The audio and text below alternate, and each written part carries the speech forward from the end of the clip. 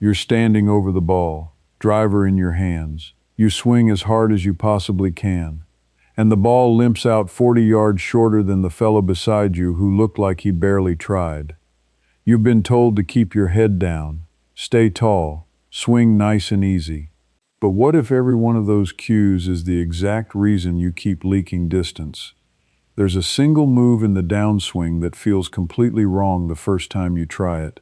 It feels almost forbidden, yet every long hitter on the planet does it without thinking.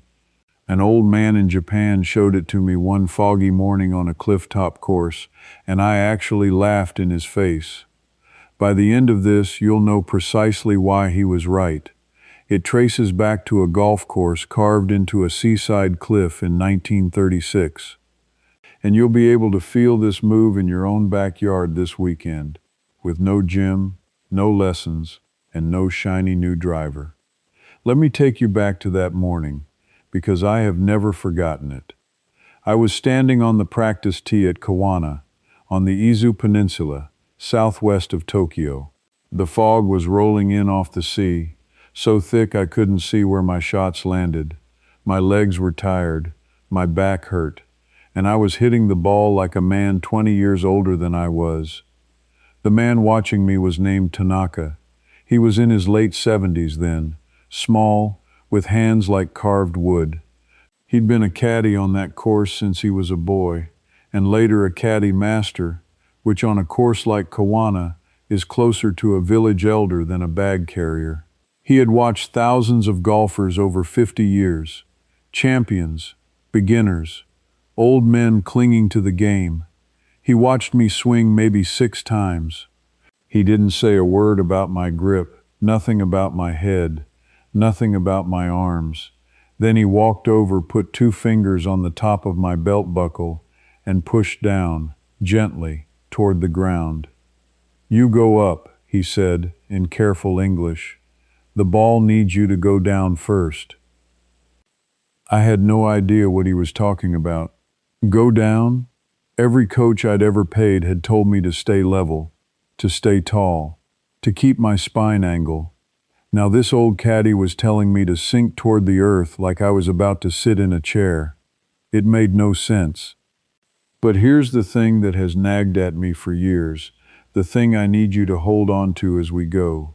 When he made me do it, when he made me feel that little drop and then explode up out of it, the ball came off the club with a sound I had never made before. A crack, not a slap, and it flew. I couldn't explain why. He wouldn't explain why. He just smiled and said, "The ground gives you the power. You keep refusing it. The ground gives you the power." I want you to remember that phrase, because it is the whole secret, and almost nobody on your local range understands it. But before I could understand it, I had to unlearn everything I thought I knew. See, for most of my golfing life, I believed power came from my arms, from swinging harder, from gripping tighter and yanking that club through the ball with everything my shoulders had. And the harder I tried, the worse it got. Shorter drives, sore elbows, a slice that curved into the trees like it had a grudge against me. Tanaka watched me do this for weeks. He never rushed. That was his way. He'd let me exhaust myself, let me get frustrated, and only then would he show me one small thing. He told me something on the second week that stuck with me like a splinter. He said, "The young men who hit it far are not stronger than you. They are better at pushing the earth." Pushing the earth. What does that even mean? I thought he was being poetic, the way old teachers sometimes are. I thought it was one of those sayings that sounds deep but means nothing. I was wrong. It turns out he was describing, in plain words, something that modern science would not measure properly for another 50 years. Because here is what the laboratories eventually found. And when I first read it, I sat back in my chair and thought about that little push on my belt buckle in the fog. There's a field of study now that puts golfers on what are called force plates. These are sensitive platforms built into the ground that measure exactly how hard your feet press down as you swing. One of the leading researchers in this area is a biomechanist named Dr. Sasho McKenzie, at St. Francis Xavier University in Canada, along with the teams at the Titleist Performance Institute in California. They strapped up long hitters and short hitters and measured what their feet were actually doing. What they found flips the entire swing easy, stay tall religion on its head. The best players on earth, at the moment they change direction at the top of the swing, do not stay level. They sink. Their whole body lowers toward the ground, the way you'd load into a jump. Then, in a fraction of a second, they push off so hard that the force pressing down through their feet reaches nearly twice their own body weight. Some of the longest hitters push down with a force closer to 2.5 times their body weight. Think about that. A man who weighs 180 pounds is, for one instant in his downswing, shoving against the earth with 360 pounds of force or more. And the earth, being the earth, shoves back. That returning force travels up through his legs, through his hips, and out into the club head as speed. That is what Tanaka meant by pushing the earth. That is the power I kept refusing. And here's the part that made me feel foolish for years of wasted effort. The average weekend golfer does the exact opposite. Instead of sinking down and then pushing up, we stand up too early. The scientists have a name for it. They call it early extension. Your hips thrust toward the ball and your body rises up through impact when it should be dropping and driving. When you stand up early like that, 3 things happen, and I've lived every one of them. You lose the ground force, so the ball goes shorter. Your arms have to jam themselves into a smaller space, so you hit it thin or fat, and your hands flip at the last second to save the shot, which is where the slice and the hook come from, all of it, from one wrong move, from going up when you should go down. So the mystery deepens. If the answer is this clear on a force plate, if the longest hitters all do it, why on earth was I never taught it? Why were you never taught it? Why did it take a 70-something caddie on a foggy cliff to show me something a laboratory would later prove with hard numbers? That question started to bother me. And the answer, when I finally understood it, made me a little angry, because somebody profited from you and me never knowing this. But let me stay with Tanaka a little longer, because the history he carried is the reason this survived at all. Kawana is not an ordinary golf course. The Fuji course there was designed by a British architect named Charles Hugh Allison, and it opened in 1936, right on the edge of the sea, with Mount Fuji floating in the distance on a clear day. Allison was one of the great course designers of his era, and the Japanese took what he built and cared for it like a temple. Tanaka's own teacher, the caddy master before him, had worked that course from before the war. So the knowledge Tanaka handed me was not something he invented. It was passed down, caddy to caddy, on that one piece of ground, for the better part of a century. They watched what actually worked, in real bodies, over tens of thousands of rounds. They didn't have force plates. They had their eyes, and they had time, and they had honesty. If a move made the ball fly, they kept it. If a fashionable tip made the ball die, they threw it out, no matter who was teaching it. And Tanaka told me something one afternoon that connected golf to something much older in his country. He'd practiced kendo as a young man, the way of the sword. He said the sword teachers taught the same thing the caddies taught. Power does not come from the arms. It comes from the koshi, the region of the hips and the lower center, and it starts from the feet pressing into the floor. In sumo, in kendo, in the pulling of a heavy bow in kyudo, the Japanese arts all agree on this. You root down first. You connect to the ground. Then you release upward. The arms are only the last link in a chain that begins at the soles of your feet. He said Western golf had gotten it backwards because we are obsessed with the arms and the club, the parts we can see, and we ignore the legs and the ground, the parts that do the real work. When he said that, something clicked.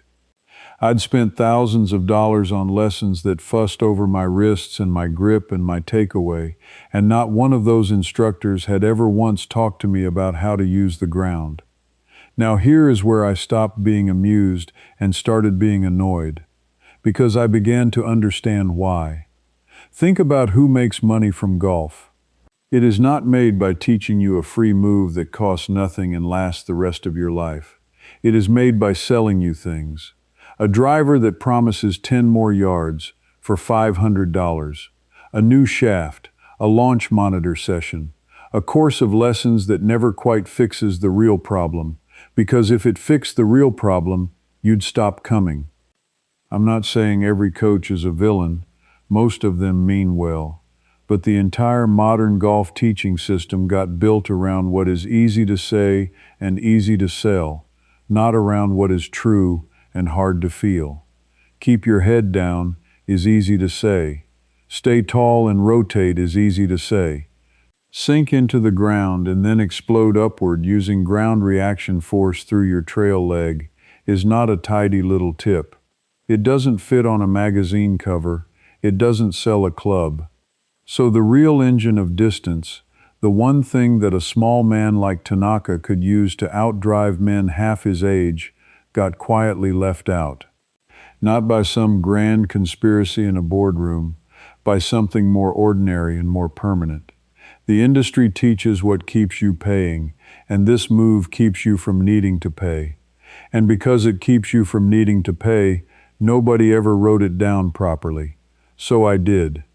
Everything I learned about the downswing, the sinking, the pushing, the reason your body stands up early and throws that slice into the trees, I put into 3 books, more than 410 pages, written by me, with the drills laid out week by week, so you know exactly what to do for the next 8 weeks and what to feel each day.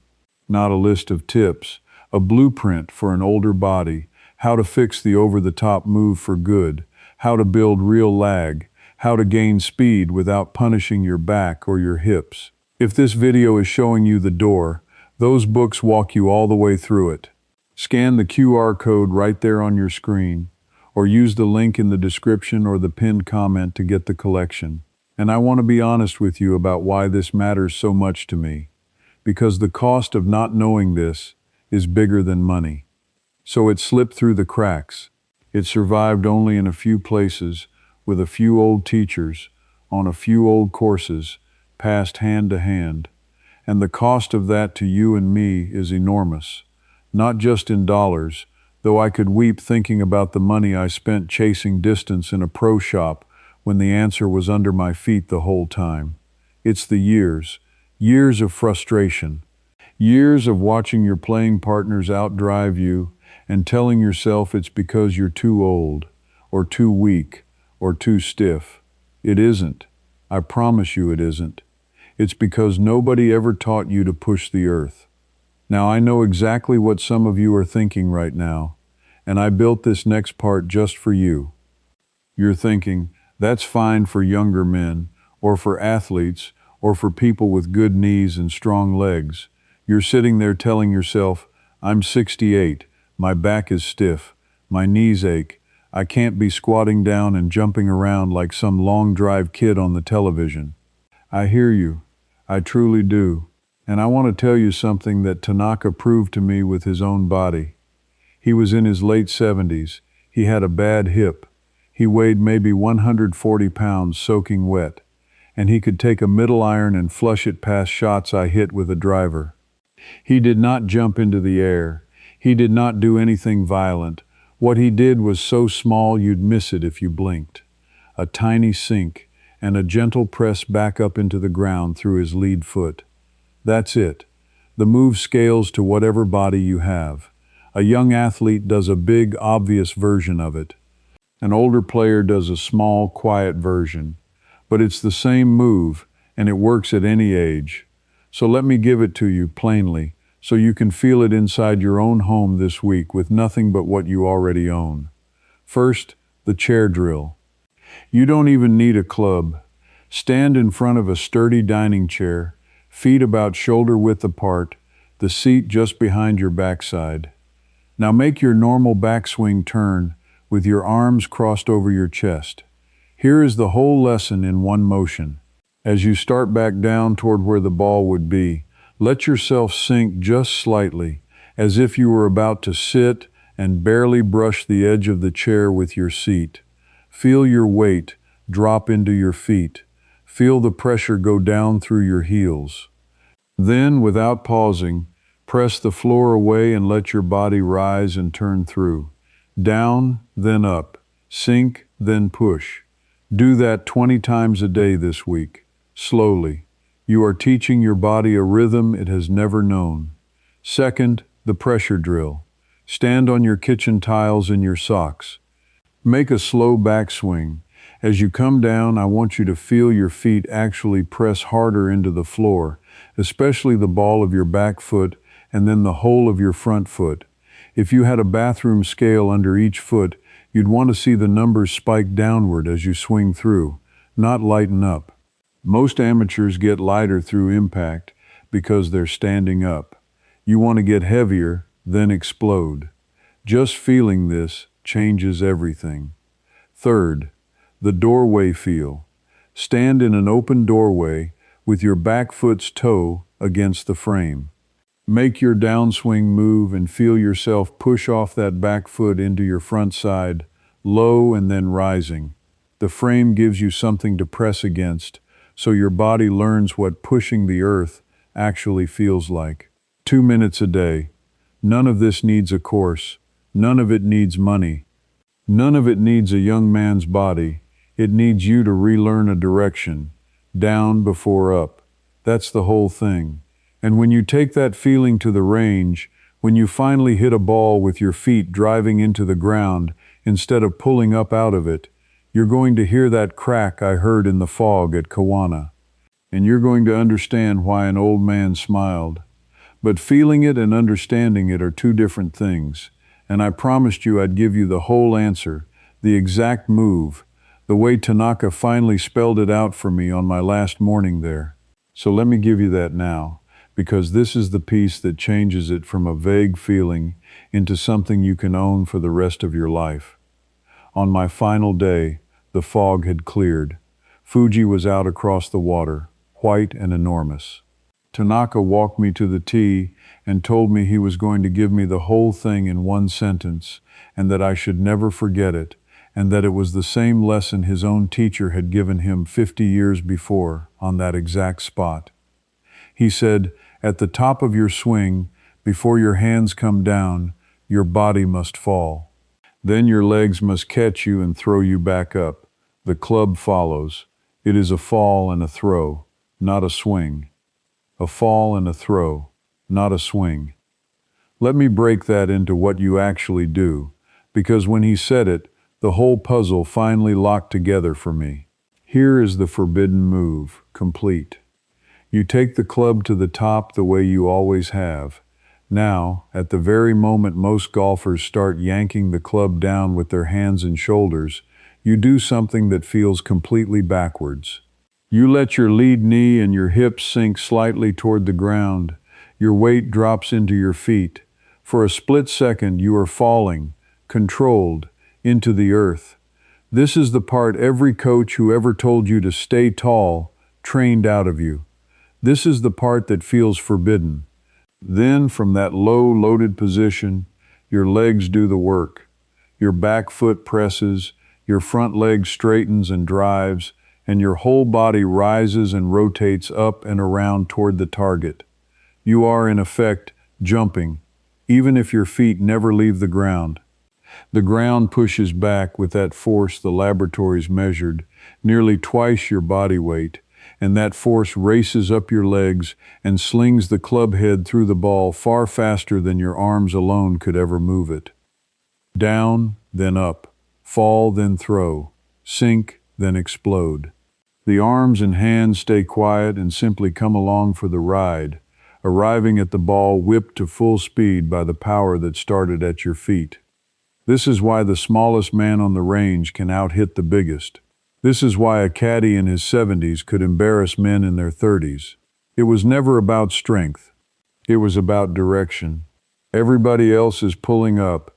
He was pushing down and letting the earth throw him. And here is the detail that makes it real, that tells you this is not some invention. The force plate research confirms the exact timing Tanaka described from watching bodies for 50 years with nothing but his eyes. The peak of that downward force, the deepest point of the sink, happens before impact, in the transition, not at the ball. The elite players load the ground early, in that split second of falling, and then release it. The teams at the Titleist Performance Institute have measured it, over and over, on the longest hitters in the world. Down first, push second. Exactly as an old caddy on a cliff in Japan had been teaching quietly since before those scientists were born. The knowledge existed. It lived in the arts of the sword and the bow, in the way the Japanese understood that all real power rises from the ground. It lived in the caddies of Kawana, on a course an Englishman carved into the sea cliffs in 1936. It got pushed aside by an industry that would rather sell you a driver than teach you to use your own 2 feet. A few old men kept it alive, passing it hand to hand, student to student. One of them put 2 fingers on my belt buckle in the fog and pushed down, and now you have it too. So try it this weekend. The chair drill in your kitchen, the sink and the push, fall, then throw, and listen for that crack. Here is what I want you to sit with tonight. You were never weak, and you were never too old. You were simply taught to pull yourself up and away from the one thing that could have given you all the power you were looking for. Somebody let you believe the answer was in a store, when it was under your feet the entire time. If you're the kind of person who has always suspected that the simplest, truest answers get buried because nobody can put a price tag on them, then you already understand why a lesson like this had to survive in the memory of an old caddy instead of on the cover of a magazine. You belong here, with the rest of us who are digging these things back up. Now do one thing for me. Go stand up right now, sink into an invisible chair, and press the floor away, and tell me in the comments whether you felt that power gather in your legs, and whether anyone in all your years of golf ever once told you to go down before you go up. I read every one of them, and I truly want to know how long this was hidden from you. Leave that comment. And if you want to keep recovering the methods the modern world quietly shelved, methods kept alive by old craftsmen and elders who never cared about selling you anything, then come along with me. Subscribe and stand with the people bringing this lost knowledge back into the light. Because the next thing Tanaka showed me was even stranger than this one. It was a single change to how you grip the club in the last inches before impact, a thing he called the quiet hands, and it fixed a slice I'd fought for 20 years in a single afternoon. I'll show you exactly how and where it came from next time. Before you go, one thing. What you just heard was the why. Inside the Japanese way circle, I take you all the way through the ground force drill, sequenced exactly how Tanaka taught me. And if something doesn't click, you ask me directly, and I answer you myself, not a machine. You won't be alone either. You belong here with us. Just point your phone at the code, and you can cancel anytime. Now that you've got this move, let me show you how to create real hand speed without swinging any harder. It's that gentle Japanese approach that adds effortless distance. Go ahead and watch it right here next.